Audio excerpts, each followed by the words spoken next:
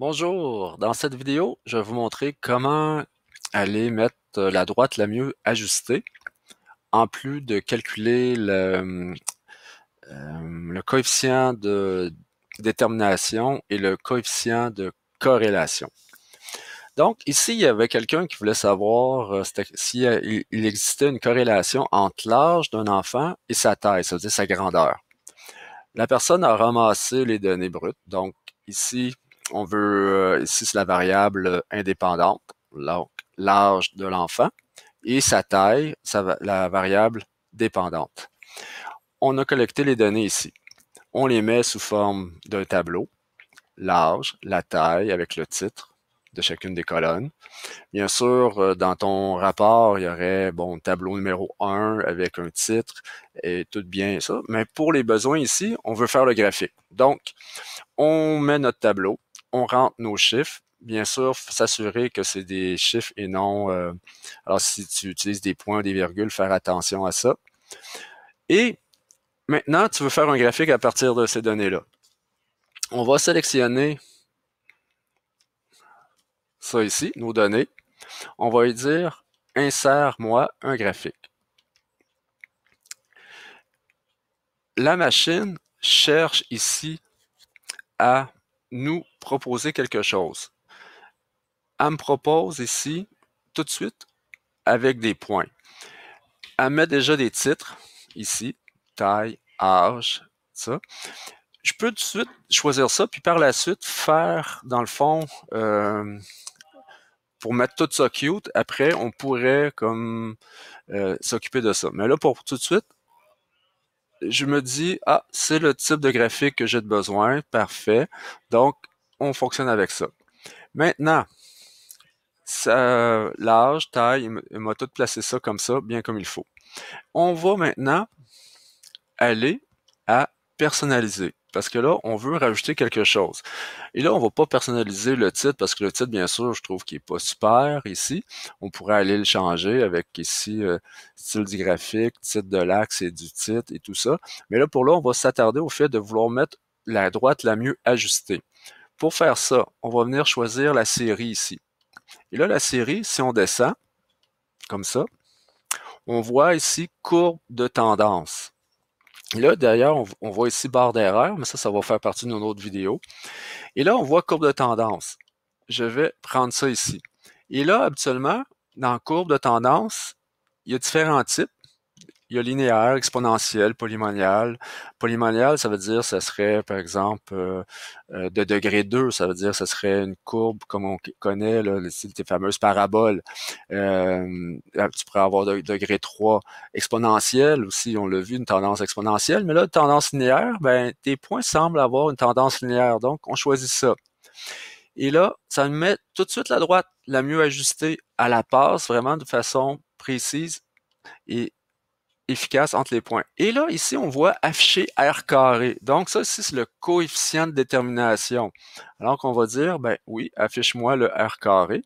Donc, ça me met ici le R carré, qui est quand même à 0,95. Ça veut dire que la corrélation est quand même très forte. Et là, ici, on peut aussi même dire, ben, mets-moi l'équation de la droite. Bon, sauf que cette équation-là, tu pourrais la mettre si tu en avais besoin par la suite pour pouvoir calculer quelque chose, soit faire, par exemple, tu dirais, ben, pour un enfant de 12 ans, à quelle taille qu'on s'attendrait, puis là, tu mettrais 12 ans, puis là, tu pourrais calculer. Mais dans ce cas-ci, ben, on n'en a peut-être pas besoin parce que nous, on veut juste savoir s'il y a réellement une corrélation entre l'âge de l'enfant et sa taille. Donc, on va faire aucune, mais on va dire quand même d'afficher le R carré. Donc, ça me permet de voir ça. Et là, donc, finalement, je viens rapidement de faire un beau graphique. Je vais m'enlever ça ici, qui montre que la taille, en fonction de l'âge de l'enfant, il y a réellement une corrélation positive. Ça veut dire que la taille de l'enfant augmente plus il devient plus âgé. OK? Et là, on voit que mon coefficient de détermination est même de 0,95. On pourrait même venir appuyer ça. Ça veut dire que si je prends mon graphique ici, je vais le tasser parce que là, je vois mon tableau.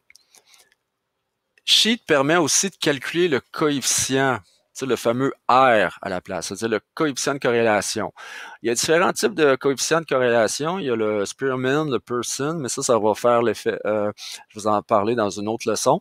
Mais si on veut avoir juste corrélation bien ordinaire, qui est souvent le Pearson, il y a une fonction mathématique qui est correl.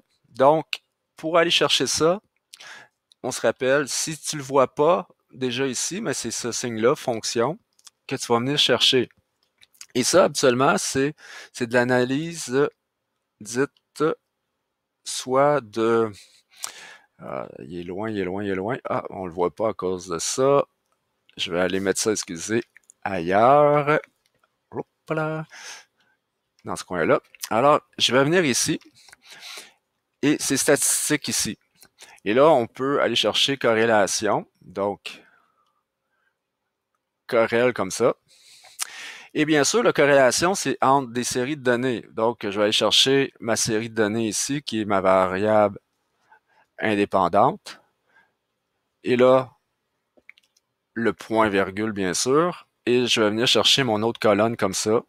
Et Enter. Et ça va me donner mon corrélation. Donc, tu pourrais écrire ici coefficient de corrélation. Point comme ça.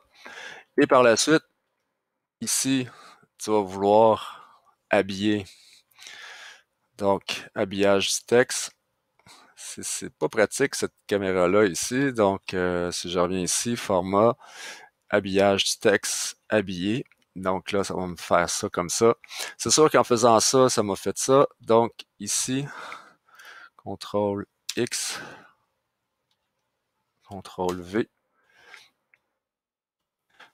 Alors, coefficient de corrélation, 0.97, ça veut dire que même grâce à ça, je vais pouvoir dire que j'ai une corrélation de 1 positif, parce que mon coefficient de corrélation est positif.